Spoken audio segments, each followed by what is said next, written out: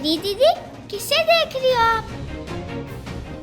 राक्ष नहीं नहीं नहीं नहीं, बिस्तरा बाबू को। तुमने कैसे जाना? आपकी दूरबीन किताबों वाली कमरे की तरफ है ना, और वहाँ सारा दिन बिस्तरा बाबू के सिवाय कोई जाता है क्या? तुम तो बहुत समझदार हो। मैं तो ये भी जानती हूँ कि आप क्यों देख रहे हो पति बाबू को। क्यों? ताकि जान सको कि इस समय वो खुश है या गुस्से में है। खुश होंगे तभी तो आप उनसे बात कर पाओगी ना, मना पाओगी उन्हें कि वो यहाँ बुला ले मेरी माँ को। हाँ, तुम्हें तुम्हारी माँ के पास भेजना जरूर। मुझे नहीं भेजना, माँ को बुलाना है। हाँ, वही। मस्त परफ्यूम है, मस्त परफ्यूम। अरे बिहारी, क्या अकेले में बड़बड़ा रहे हो? वही जो बैरिस्टर बाबू ने मंगवाया है, हम बिल्कुल नहीं भूले, एकदम याद है, मुंह जबानी कंठस्थ। क्या मंगवाया है? अरे वो मस्त। अरे आपने जब वो रोका ना तो हम सब भूल गए कि अनिरुद्ध बाबू ने क्या बोला है। बादाम खाया करो भारी बाबू, दिमाग भी फूल जाएगा पेट की तरह। हाँ, पेट में है, मुंह में नहीं आ रहा है। अभी तक तो सब अच्छे से याद था। वो क्या कहते हैं जो बैरिस्टर बाबू लगाते हैं? थप्पड़।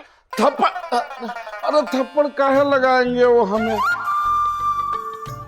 सौदामिनी दीदी, वो क्या है जो उन्हें बहुत पसंद है और जो जो नहा धो करके वो शीशी में से फुस फुस करके लगाते हैं। फुस फुस। अब कमरे में बिल्कुल बदबू नहीं है। फुस-फुस नहीं, मस्त परफ्यूम। हाँ वही तो, मस्क परफ्यूमे, वही तो मंगवाए हैं। अच्छा, तुम रहने दो, मैं दे आऊंगी। फुस-फुस अनिरुद्ध को। हाँ, फुस फुस मतलब वो मस्त परफ्यूमे। कुछ भी करके परी दीदी को रोकना ही होगा, वरना मेरा बिस्तर गीला करने वाली बात राक्षस बाबू को, फिर घर वालों को और फिर गांव में सबको पता चल जाएगा।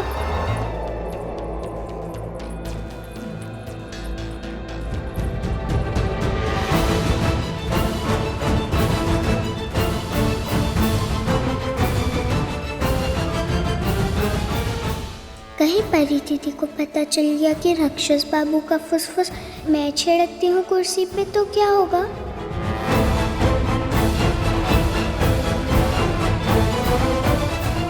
आपको पक्का पता है फुसफुस ही मंगवाया बिस्तरा बाबू ने? हाँ। और कौन सा ये भी? हाँ। कैसे? कितने सारे फुसफुस हैं यहाँ पे तो, और अच्छे भी हैं। मैं कहती हूँ ये ले जाओ आप। नहीं, अनिरुद्ध की पसंद मैं बहुत अच्छे से जानती हूँ। उसे मस्क परफ्यूम की खुशबू बहुत ज्यादा पसंद है। लेकिन पसंद बदल भी तो सकती है। नहीं, अनिरुद्ध की पसंद कभी नहीं बदलेगी, और ये बात तुमसे बेहतर मैं जानती हूँ।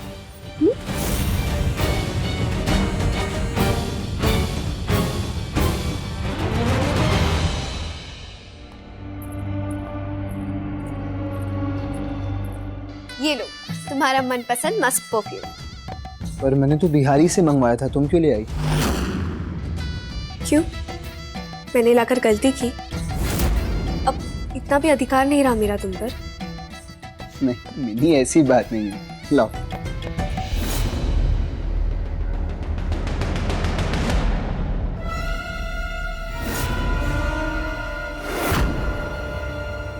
ये आधी से भी कम कैसे हो गई? किसने लगाया इसे?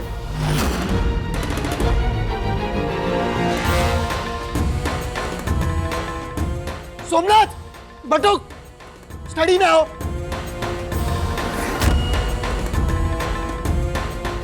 जी दादा। तुम दोनों में से किसने लगाई ये परफ्यूम?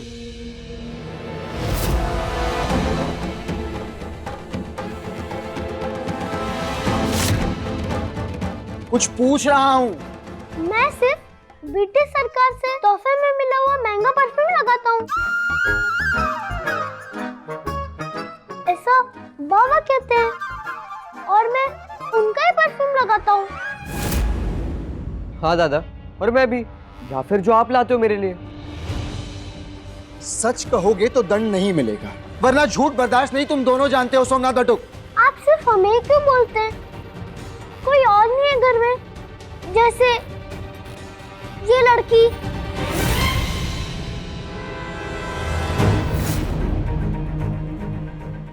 हाँ दादा, क्योंकि यही तो रहती है दिन रात आपके कमरे में आपकी जगह। इससे क्यों नहीं पूछते?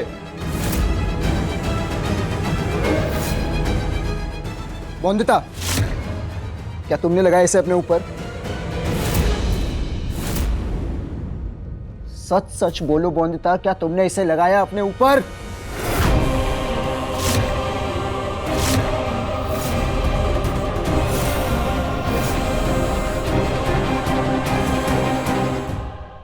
सच बोलूंगी कि मैंने इस्तेमाल किया है तो बिस्तर गीला करने वाली बात सबको पता चल जाएगी। पति बाबू से झूठ नहीं बोल सकती, पर सच भी कैसे बताऊं?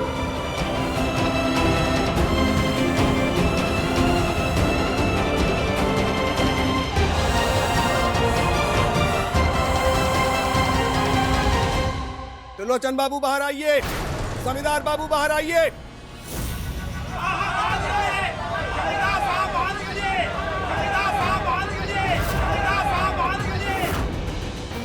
ये बाबा और काका का नाम इतना चिल्ला चिल्ला कर क्यों ले रहे हैं लोग?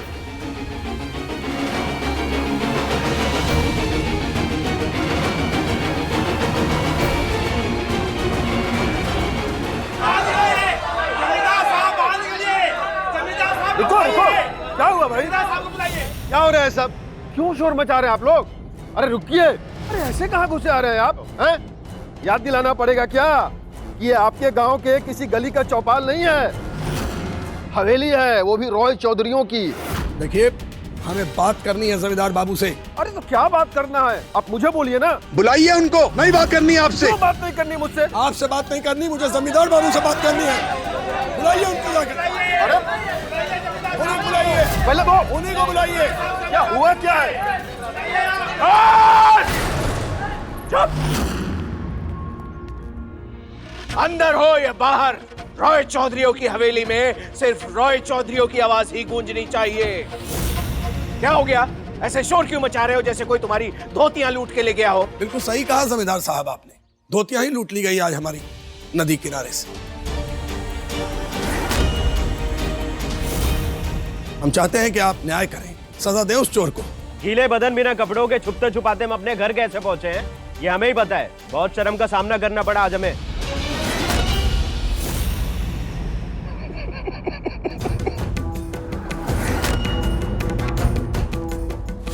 जमींदार है, सही है, पर गांव के बंदरों पर हुक्म चलता है क्या हमारा? कैसे समझाएं उनको कि बंदरों, हम हमारे गांव वालों की धोतियां ना उठाओ। देखिए जमींदार साहब, अगर किसी बंदर ने धोती चुराई होती तो हम लोग यहाँ नहीं आते।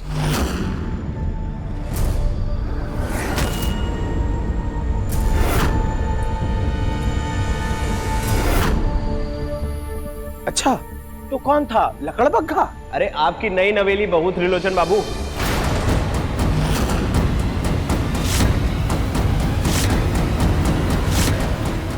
जबान संभाल कर बात करो।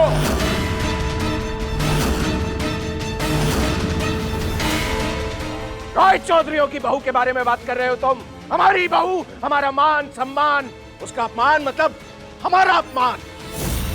हमारी बहू ने तुम्हारी धोतियां चुराई, ऐसा आरोप लगाने का साहस कैसे किया तुमने?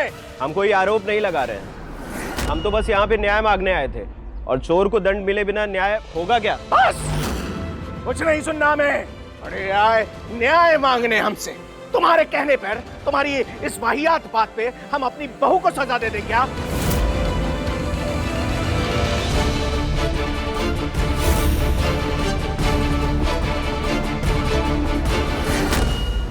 ओए चौधरियों को नीचा दिखाना चाहते हो?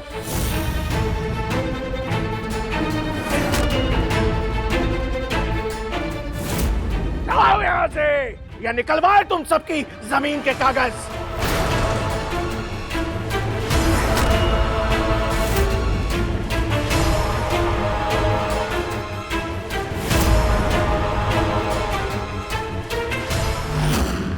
रुकिए।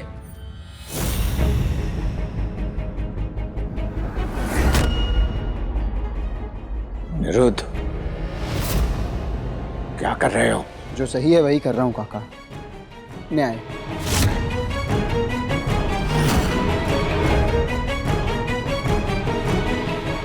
बोंदिता इधर आओ।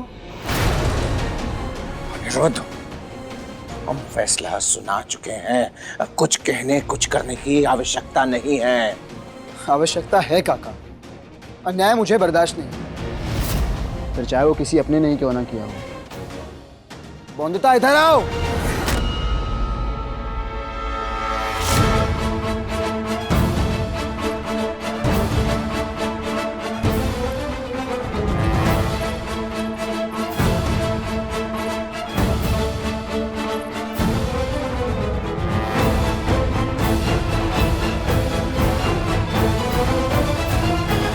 इनके कपड़े तुमने चुराए क्या? बोंदिता, क्या तुमने इनके कपड़े चुराए? झूठ बोलना तुम्हारी दूसरी गलती होगी बोंदिता।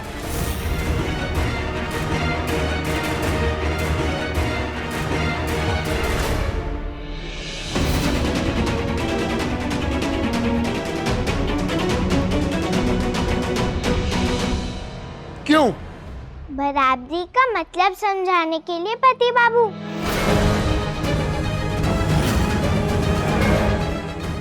पूछिए इनसे, क्या ये नदी पे परेशान नहीं करते औरतों को? क्या औरतों के नहाने के समय पे पहुंच नहीं जाते हैं ये नदी पे? आज कपड़े चुराए इनके तो पता चला इन्हें कि कैसे शर्म आती है भागने में। इनके कारण औरतों को रोज गीले बदन सबसे छुपते छुपाते भागना नहीं पड़ता क्या नदी से? मैं तो बस सबक सिखाना चाहती थी इन्हें, ताकि ये जान सके कि शर्म भेद नहीं करते आदमी और औरतों में। जैसा बुरा इन्हें लगा यार, औरतों को रोज नहीं लगता होगा।